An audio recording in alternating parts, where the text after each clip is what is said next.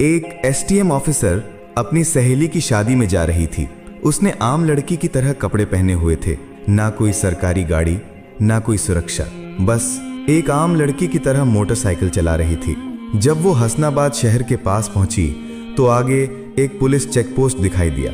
वहां 3-4 पुलिसकर्मी चेकपोस्ट के बाहर सड़क पर खड़े थे। उनके बीच में इंस्पेक्टर प्रोसेनजीत अपनी वर्दी में खड़ा था। उसने हाथ में लाठी उठाकर लड़की को रुकने का इशारा किया। लड़की ने मोटरसाइकिल सड़क से किनारे लगाई और खड़ी हो गई। इंस्पेक्टर ने सख्त आवाज में पूछा, कहां जा रही हो?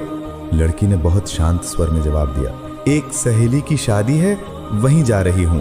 इंस्पेक्टर प्रोसेनजीत ने उसे सिर से पांव तक देखा। वो 28 साल की एक खूबसूरत महिला थी। नाम था बरनाली सिंह।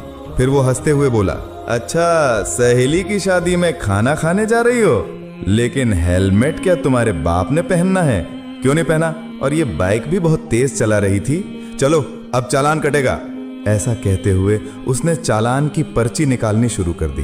बरनाली समझ चुकी थी कि उसकी नीयत ठीक नहीं है और ये सब एक बहाना है। उसने कहा, सर, मैंने कोई कानून नहीं तोड़ा है। ओ मैडम, हमें कानून मत सिखाओ, प्रोसेनजीत झल्ला कर बोला। उसने पास खड़े एक कांस्टेबल की तरफ देखा, फिर बरनाली की ओर मुड़कर कहा, इसे सबक सिखाना होगा। अचानक इंस्पेक्टर ने जोर से एक थप्पड़ मारा बरनाली के गाल पर। बहुत सवाल कर रही है, जब पुलिस कुछ कहे तो चुपचाप मान लेना चाहिए। बरनाली का सिर एक पल के लिए घूम गया, लेकिन उसने खुद को संभाल लिया। उसकी आंखों में गुस्सा साफ झलक रहा था। इंस्पेक्टर हंसते हुए बोला, अब भी इसकी आंखों में घमंड है। ऐसे कितनों को ठीक कर चुका हूँ, इसे अच्छी तरह से सबक सिखाना होगा। एक कांस्टेबल आगे आया और बोला, सर, इसे थाने ले चलते हैं, वहीं इसका इलाज होगा, तब समझेगी कि पुलिस से कैसे बात की जाती है।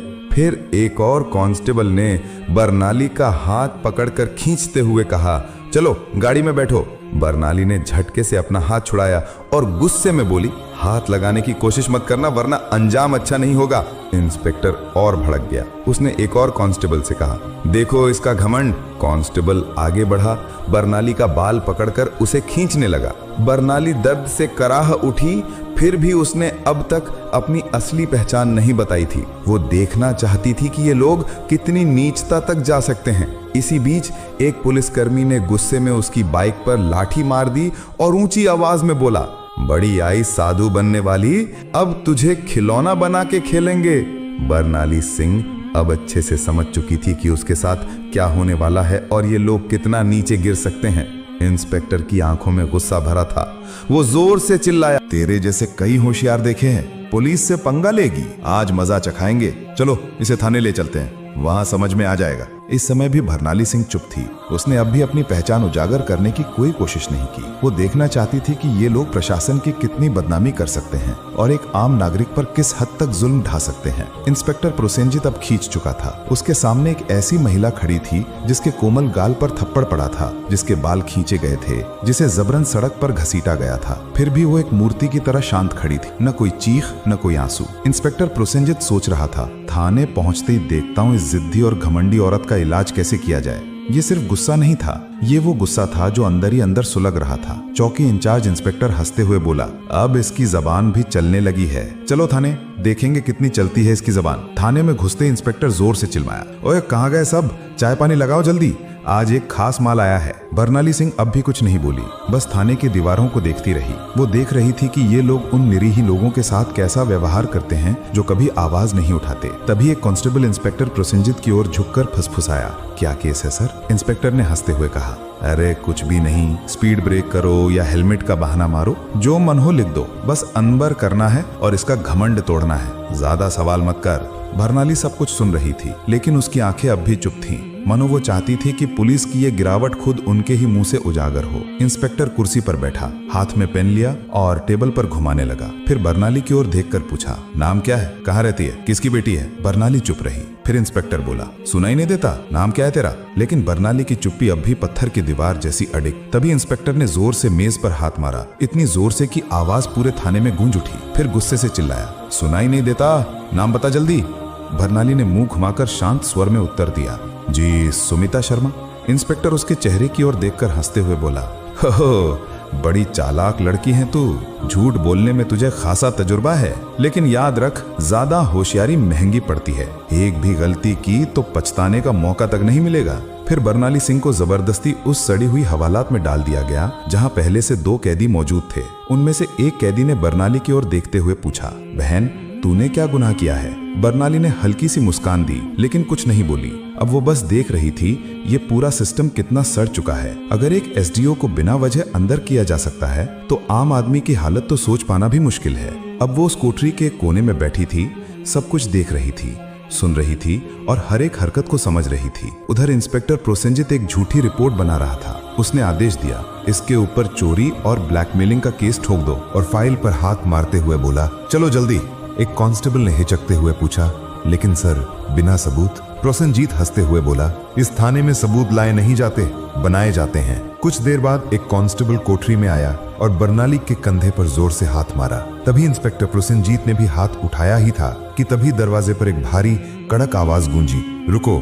सभी लोग घूमकर दरवाजे की ओर देखने लगे। वहां सीनियर इंस्पेक्टर संजय वर्मा खड़ा था। उसकी छवि बाकी अफसरों से कुछ बेहतर मानी जाती थी। वो अंदर झांका और महिला की हालत देखकर उसके माथे पर बल पड़ गया। उसने सख्त स्वर में पूछा, ये सब क्या हो रहा है? प्रोसेनजीत हंसते हुए बोला, कुछ नहीं सर, एक सड़क की औरत ज्यादा अकड़ दिखा रही थी, सबक सिखा रहा हूँ। संजय ने बरनाली को ध्यान से देखा। उसका व्यवहार किसी आम महिला जैसा नहीं लग रहा था। उसने पूछा, इसका अपराध क्या है? प्रोसेनजीत थोड़ा घबरा गया और बोला, अब सर चेकिंग में बदतमीजी कर रही थी। अब संजय को शक होने लगा। उसने बरनाली से सीधे पूछा, तुम्हारा नाम क्या है? बरनाली फिर भी चुप रही। प्रोसेनजीत हंसते हुए बोला, देखिए सर, नाम भी नहीं बता रही है। अब संजय पूरी तरह सतर्क हो गया। उसने सख्त आदेश दिया, इसे अलग कोठरी में रखो, अकेले। प्रोसेनजीत चौंक गया। लेकिन सर, संजय ने कठोरता से कहा, मैं खुद इसके पास रहूंगा। उसके आदेश पर बरनाली को एक और अलग कोठरी में ले जाकर बंद किया गया। वो कोठरी पहले वाली से भी ज्यादा बदबूदार और अंधेरी थी। बरनाली ने चारों ओर नजर दौड़ाई। एक कोने में एक टूटी हुई मेज पड़ी थी और पास ही एक जंग लगी लोहे की छड़। अब वो इस सड़े गले सिस्टम का असली चेहरा और भी करीब से देख रही थी। हर एक पल उसकी आंखें ये समझ रही थी, कानून अब सिर्फ फाइलों तक सीमित रह गया है। इसी बीच एक कांस्टेबल दौड़ते हुए आया और बोला, सर बाहर एक बड़ी गाड़ी खड़ी है। प्रोसेनजीत चौंक गया। पूछा, कौन सी गाड़ी? कांस्टेबल घबराते हुए बोला, सर सरकारी गाड़ी। प्रोसेनजीत तुरंत बाहर गया। गाड़ी के अंदर झांकते ही उसके होश उड़ गए। वो भागकर वापस आया और धीमी आवाज में बोला, सर। प्रोसेनजीत झुंझलाकर बोला, क्या हुआ? कौन आया है? कांस्टेबल कांपते हुए बोला, सर कमिश्नर साहब आए हैं। प्रोसेनजीत का चेहरा फक पड़ गया। सीनियर इंस्पेक्टर संजय वर्मा भी सतर्क हो गया। अब मामला सीधे ऊपर तक पहुंच चुका था। कमिश्नर साहब थाने में दाखिल हुए। उनकी आंखों में गुस्सा साफ झलक रहा था। उन्होंने प्रोसेनजीत की ओर देखकर सख्त स्वर में पूछा, इंस्पेक्टर प्रोसेनजीत, ये क्या तमाशा चल रहा है यहाँ? प्रोसेनजीत घबरा गया और बोला, कुछ नहीं सर, एक छोटा सा केस है बस। कमिश्नर साहब ने टेबल से फाइल उठाई और ध्यान से पढ़ने लगे। उनके माथे पर शिकन आ गई। फिर वो कोठरी की तरफ झांके और बोले, ये कौन है? प्रोसेनजीत तुरंत बोला, सर इस महिला पर 420 और धोखाधड़ी का केस है। कमिश्नर ने सीधा सवाल किया, तुम्हारे पास सबूत है? फिर दोबारा बोले, कोई भी सबूत है तुम्हारे पास? अब प्रोसेनजीत पूरी तरह फंस चुका था। कमिश्नर साहब ने सीधे महिला की ओर देखा और पूछा, तुम्हारा नाम क्या है? और तभी पहली बार बरनाली सिंह ने हल्की सी मुस्कान दी और कहा, एसडीओ बरनाली सिंह। थाने में एकदम सन्नाटा छा गया। हर चेहरा पीला पड़ गया। प्रोसेनजीत के हाथ पांव कांपने लगे।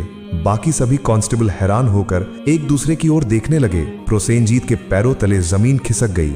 जिस महिला को वो एक मामूली अपराधी समझ रहा था, वो थी वही अधिकारी जो पूरे जिले की प्रशासनिक व्यवस्था संभालती थी। वो कोई आम औरत नहीं थी, वो थी स्वयं एसडीओ बरनाली सिंह। जिस महिला को सड़क पर घसीटा गया था, जिसके बाल खींचे गए थे, जिसे थप्पड़ मारा गया था, जब ये सच्चाई सबके सामने आई, पूरे थाने में हड़कंप मच गया। सभी कांस्टेबल स्तब्ध हो गए।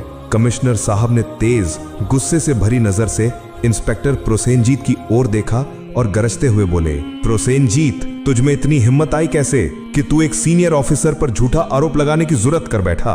प्रोसेनजीत कुछ बोलने की कोशिश कर ही रहा था कि तभी पास में खड़े सीनियर इंस्पेक्टर संजय वर्मा जोर से बोले, सर मैंने पहले ही कहा था कि यहाँ कुछ ना कुछ गड़बड़ है। अब प्रोसेनजीत पूरी तरह अकेला पड़ चुका था। तभी पहली बार बरनाली सिंह ने अपनी शांत लेकिन दृढ़ आवाज में सीधा फैसला सुना दिया, प्रोसेनजीत, अब तेरी नौकरी गई, तेरा सस्पेंशन पक्का और तेरे खिलाफ अब केस भी चलेगा। ये सुनते ही प्रोसेनजीत का चेहरा जैसे सफेद पड़ गया, सांस अटकने लगी।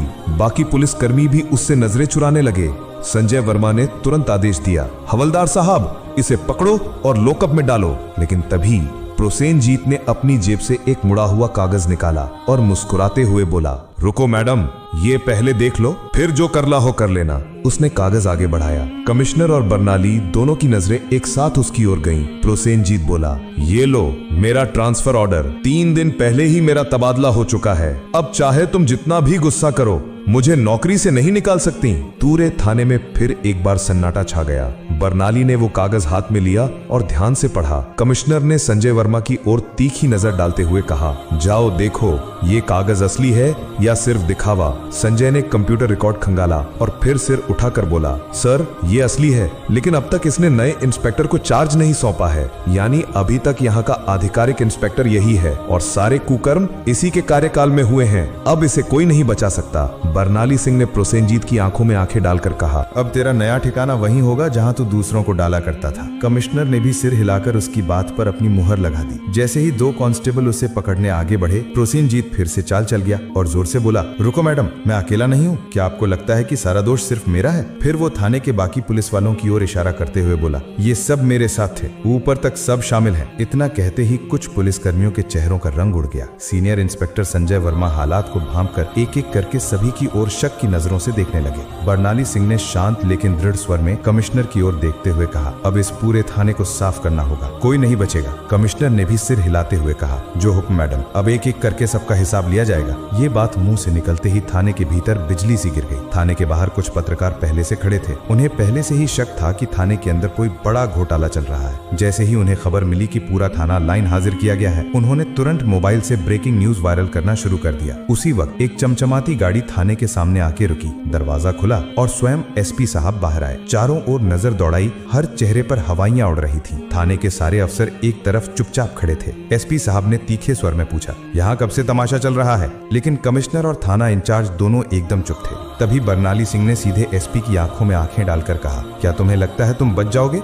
संजय वर्मा तुरंत एक फाइल निकालकर बर्नाली सिंह के हाथ में थमा दी। ये वही फाइल थी जिसमें एसपी साहब के सारे काले कारनामों का पर्दाफाश था। बर्नाली ने वो फाइल एसपी साहब की ओर बढ़ाते हुए कहा, लो देखो, इसमें तुम्हारे हर गुनाह का किराया लिखा है। एसपी साहब के माथे से पसीना बहने लगा। कमिश्नर ने बिना एक पल गंवाए तेज आवाज में आदेश दिया, पकड़ो इसे, तुरंत गिरफ्तार करो। पूरा थाना स्तब्ध रह गया। इतने बड़े अफसर को किसी ने पहली बार खुलेआम इस तरह चुनौती दी थी। एसपी की गिरफ्तारी के साथ ही पूरे जिले में तूफान आ गया। मामला दिल्ली तक पहुंच गया। मुख्यमंत्री तक खबर पहुंच चुकी थी और वहां से सीधे आदेश आया कि जिले में जितने भी अफसर मिलकर गड़बड़ कर रहे थे, सबको गिरफ्तार करो। अगले 2 ही दिनों में पूरे जिले से 40 से ज्यादा पुलिस अफसर, 10 से ज्यादा बड़े अधिकारी और कुछ राजनीतिक नेता भी गिरफ्तार कर लिए गए। हसनाबाद जिले की हवा ही बदल गई। अब चारों तरफ सिर्फ एक ही नाम था, एसडीओ बर्नाली सिंह। उनकी ईमानदारी और साहस की चर्चा हर जुबान पे थी। वो महिला जिसने पूरे सड़े गले सिस्टम को हिलाकर रख दिया था। अब प्रशासन में एक नई गति, एक नई सोच और सबसे अहम एक नया डर आ गया था। अब कोई भी ये नहीं कह सकता था मुझे कुछ नहीं होगा।